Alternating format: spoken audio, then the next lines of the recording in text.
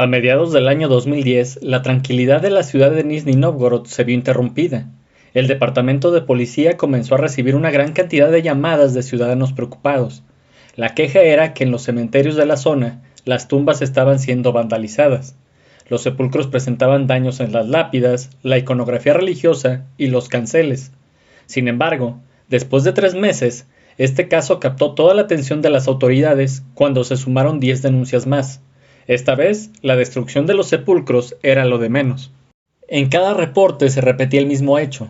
El cuerpo que debía reposar en la tierra había sido extraído de su fosa.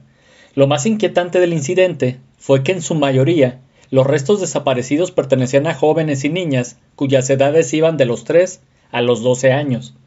De inmediato, los investigadores se trasladaron a los panteones y comenzaron la recolección de pistas y evidencias.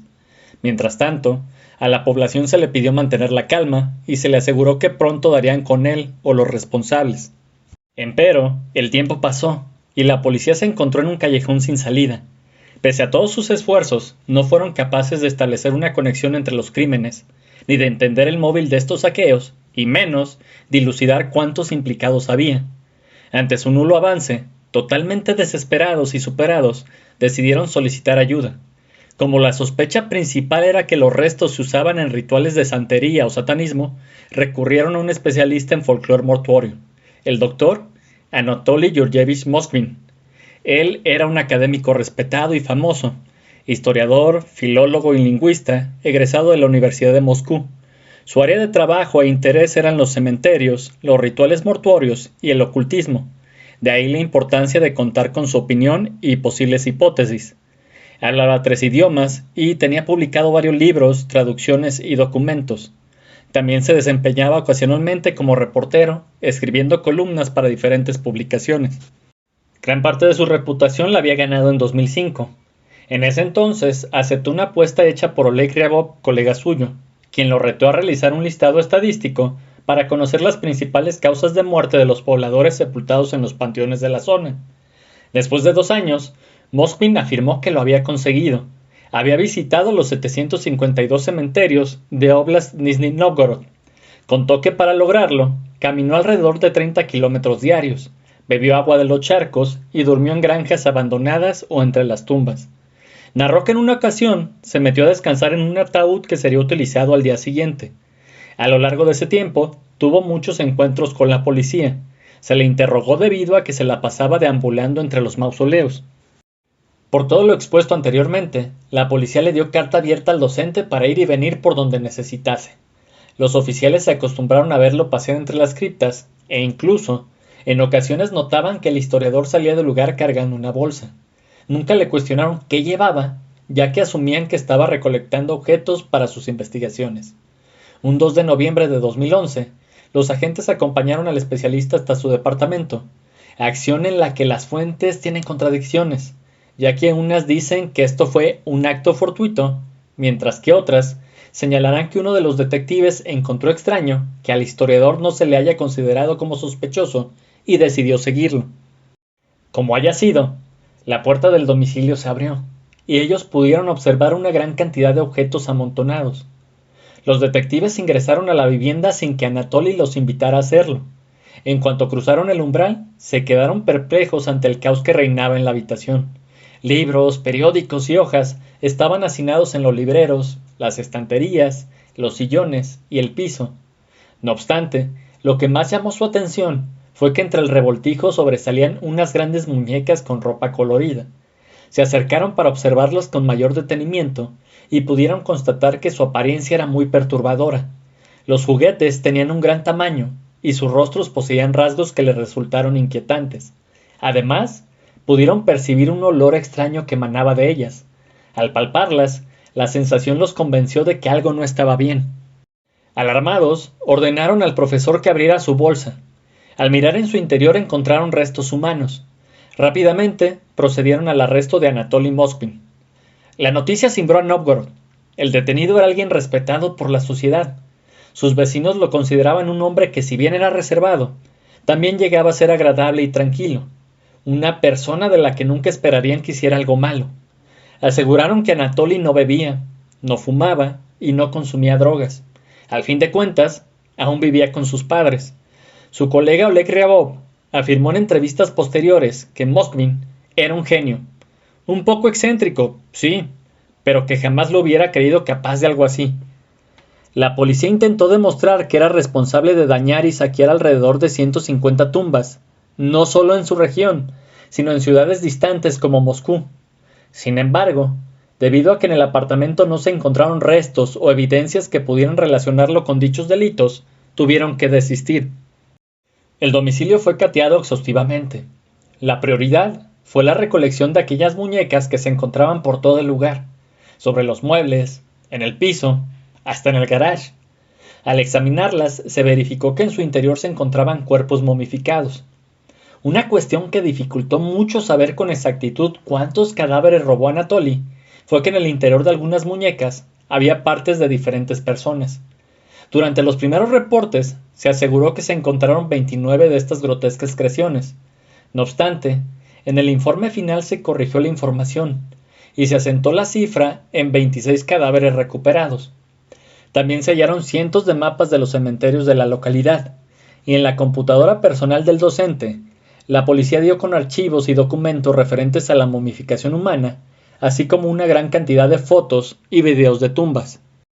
Algo que llamó la atención de los agentes fue toparse con libros, ropa y juguetes para niños en aquel domicilio, objetos totalmente innecesarios para una pareja anciana y un hombre soltero sin hijos. Mientras tanto, en las oficinas de la policía, Anatoly cooperó con la investigación. De hecho, lo primero que confesó fue haber saqueado 44 tumbas. Después, cuando se le cuestionó el porqué de sus acciones, declaró que sentía fascinación por la muerte y sus rituales, y que todo había comenzado cuando él era pequeño. Rememoró que su infancia transcurrió en la ciudad de Novgorod, aunque en aquella época se llamaba Gorky y la nación era la Unión Soviética. Contó que él y sus amigos se ponían a jugar y explorar los cementerios, en especial el Krasnaya Edna en la ciudad de Leninsky. Aseguró que el evento que cambió su vida para siempre tuvo lugar cuando él tenía 13 años y fue el fallecimiento de una niña. En algunos documentos, simplemente se menciona que Anatoly declaró de manera escueta lo siguiente: durante el velorio de la pequeña, un adulto empujó mi cara hacia la acerosa frente de la niña que vestía gorro tejido. No pude más que besarla como me ordenaron. En otros registros, en cambio, se asientan más detalles de este acontecimiento. Indican que la pequeña en vida se llamó Natasha Petrova, de 11 años al momento de su deceso, y que había sido amiga de Anatoly en el instituto. Mientras se acompañaba el cuerpo, el joven se acercó al féretro. En ese instante, la madre de su amiga lo obligó a darle un beso de despedida. Cuando lo hizo, la mujer tomó la mano de Anatoly y colocó un anillo en uno de sus dedos, para después hacer lo mismo con Natasha, exclamando que esto era un matrimonio. Sin importar cuál de las versiones sea la correcta, lo que supuestamente impactó la mente del adolescente fue aquel beso. Indicó que esa sensación jamás lo abandonó y detonó en su interior el interés por todo lo que tenía que ver con los muertos y los ritos a su alrededor. Afirmó que todo lo que había hecho se debía a la gran simpatía que sentía por las pequeñas muertas, ya que su mayor anhelo era devolverles la vida a través de la ciencia, o en su defecto, con la magia negra. Informó que por más de una década había estado tomando cadáveres. Todo ese tiempo estuvo al pendiente de los obituarios, pero no actuaba al azar. El difunto lo tenía que llamar, y esa conexión surgía desde el momento en que él leía su nombre en el periódico. Cuando la sentía, se desplazaba lo más pronto posible al cementerio indicado. Iba de día para localizar la tumba y examinar los alrededores. Después, se retiraba del lugar para volver amparado por la noche. Anatoly explicó que según sus estudios, los antiguos druidas solían dormir sobre los montículos funerarios con la intención de comunicarse con los espíritus de sus muertos, y que los yakuts de Siberia tenían una práctica similar.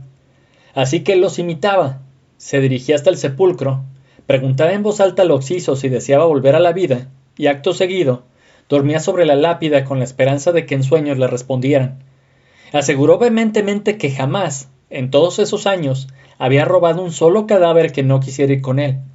Añadió que cuando fue cumpliendo más edad, le fue extremadamente complicado seguir con esto, ya que era doloroso dormir encima de las frías y duras losas. Por ello optó por desenterrar los cuerpos y dormir abrazado a ellos. De esta forma, se le facilitó escuchar lo que los muertos le dijeran. Si la réplica era negativa, los devolvía a sus criptas y los sepultaba con cuidado. Si en cambio daban su aprobación, Anatoly ponía la tierra en su lugar y comenzaba inmediatamente con la momificación. Sacaba al difunto del cementerio y lo ocultaba en un lugar cercano que estuviera seco. Cuando sentía que era seguro, regresaba por el cadáver para trasladarlo a su hogar. Se le preguntó acerca de la momificación. Explicó que fue un proceso largo y lento, que estuvo lleno de pruebas y errores. Admitió que durante mucho tiempo se vio obligado a regresar los restos que no fue capaz de preservar exitosamente. La manera más efectiva que encontró fue frotar sal y bicarbonato de sodio para extraer toda la humedad. Para evitar que se encogieran, Anatoly lo rellenaba con retazos de tela y envolvía vendas a la altura de las costillas. Como no le gustaba la apariencia débil que adquirían, procedía a darles, según él, un mejor aspecto. Primero las cubría con medias, para después vestirlas. Les ponía aquella ropa colorida, pelucas y botas altas, con lo que la muñeca quedaba casi lista. Para darles un rostro, pintaba los rasgos con esmalte de uñas. Podía hacerlo sobre el nylon de las medias, pero si lo consideraba necesario, fabricaba con cera las máscaras que algunas de las muñecas lucían. Además, en su búsqueda de crear la ilusión de que les infundía vitalidad, llegó a colocarles una caja musical dentro de las costillas. Admitió que estaba consciente de que lo que hacía estaba mal. Sin embargo, arguyó que era más importante para él ayudar a aquellas pequeñas que no querían estar solas y que deseaban ser revividas. Eso estaba por encima de cualquier ley.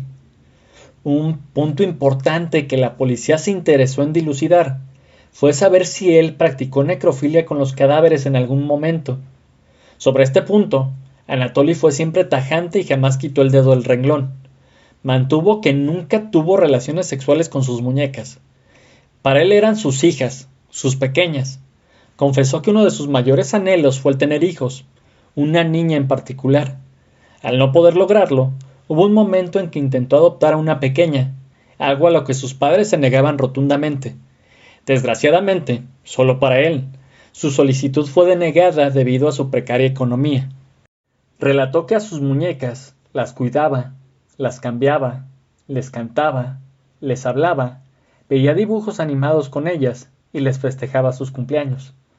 A veces las vestía de novias o de manera primorosa, les pintaba los labios y las maquillaba para después tomar el té con ellas y charlar largamente. Declaró ante los agentes que a sus 45 años, en ese entonces, aún era virgen, que nunca había tenido una pareja e incluso llegó a afirmar que se consideraba asexual. Una vez terminadas las investigaciones, los interrogatorios y con la evidencia reunida, el 25 de mayo de 2012 se celebró una audiencia en el Tribunal del Distrito de Nelinsky, en Nizhny Novgorod. Ante el juez se presentaron todas las pruebas contra Anatoly Moskvin y se escucharon los testimonios de policías, investigadores y especialistas. Además estuvieron presentes algunas de las personas afectadas por los crímenes de este sujeto. Uno de los oficiales narró que al momento de ser detenido, Anatoly los miró y les dijo: «No las entierran muy hondo, que en el momento en que salga voy a volver por ellas». Una cuestión que siempre acude a la mente de los que por primera vez descubrimos este suceso es, naturalmente, la pregunta del por qué los padres no advirtieron lo que hacía su hijo. Todo el mundo se cuestionó lo mismo en aquel tribunal. Si bien es verdad que ambas personas eran adultos mayores, por sí misma, esta razón no es justificante para no prestar atención a alguien que habita bajo tu techo. Lo que indudablemente pudo haber contribuido a este desinterés, entre comillas, pues es la edad del acusado, y era un hombre hecho y derecho, y también es que si bien la casa les pertenecía, a partir de agosto pasaban largos periodos en una residencia de verano que tenían. Es así que Anatoly disponía de la casa para él solo. Elvira, su madre, en aquel entonces de 76 años, reconoció que nunca prestaron cuidado a la obsesión que su hijo parecía tener hacia aquellas muñecas, ya que él les aseguraba que eran una simple ornamentación. Simplemente lo tomaron como un pasatiempo de Anatoly, que si bien era algo raro en un hombre de su edad, nunca lo vieron como algo malo. En cierto momento de la audiencia, Moskvin encaró a los padres presentes en la sala y les increpó, Ustedes abandonaron a sus niñas en el frío. Yo las llevé a mi casa y les di cobijo. De entre los padres que se animaron a narrar su testimonio ante el tribunal, una de las situaciones más recordadas es la de una mujer llamada Natasha. Su hija falleció en 2002 y hasta que en los medios aparecieron las noticias referentes a Anatoly, se percató de que el cuerpo de su pequeña era uno de los que este hombre guardaba en su departamento. La menor se llamaba en vida Olga Chardimova y estaba por cumplir 10 años. Un día caminaba sola por la calle cuando un drogadicto trató de robarle sus aretes. La niña opuso resistencia y el hombre le asestó un golpe en la cabeza, quitándole la vida. Natasha indicó que no guardaba rencor alguno contra los padres de aquel hombre, pero como madre, se mostró incrédula de que nunca se hubieran dado cuenta del monstruo que tenían por hijo.